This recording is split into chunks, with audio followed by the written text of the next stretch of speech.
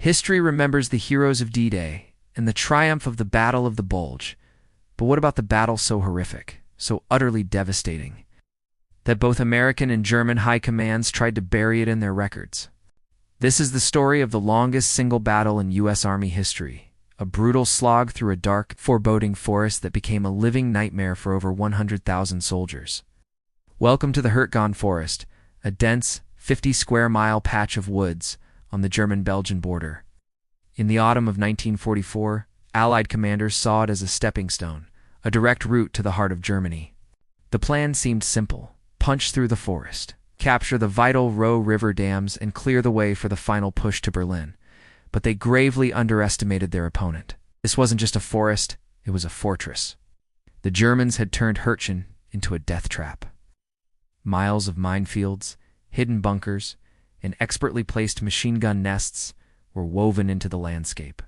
The towering fir trees were so thick they blocked out the sun, creating a perpetual twilight.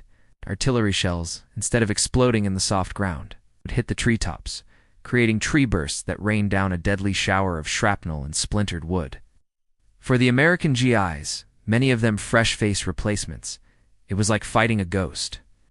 The enemy was everywhere and nowhere. The weather was a relentless enemy in itself.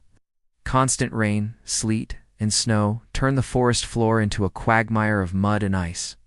Soldiers suffered from trench foot, frostbite, and pneumonia. Tanks and vehicles became hopelessly stuck, making supply lines a nightmare. The dense canopy also rendered Allied air superiority useless. Pilots couldn't see targets, and artillery spotters couldn't direct fire accurately.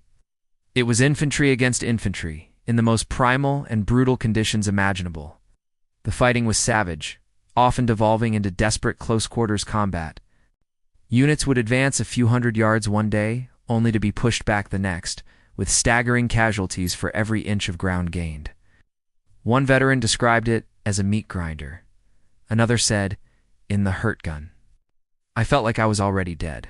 The psychological toll was immense. The constant shelling, the sight of fallen comrades, and the feeling of being trapped in a never-ending labyrinth broke even the toughest soldiers. Combat fatigue, what we now call PTSD, was rampant.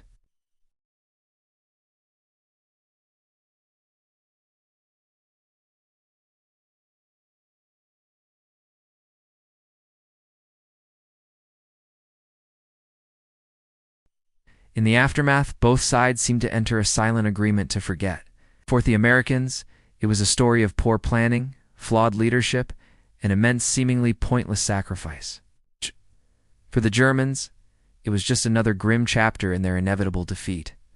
Official histories barely mentioned it. Ernest Hemingway, who was there as a war correspondent, called it Passchendaele with tree bursts. Today, the Hurtgen Forest is quiet. Rusted helmets and shell casings can still be found beneath the leaves, silent testaments to the slaughter. It stands as a somber reminder that not all battles are glorious, and that the true cost of war is often measured not in territory gained, but in the lives shattered and the stories left untold.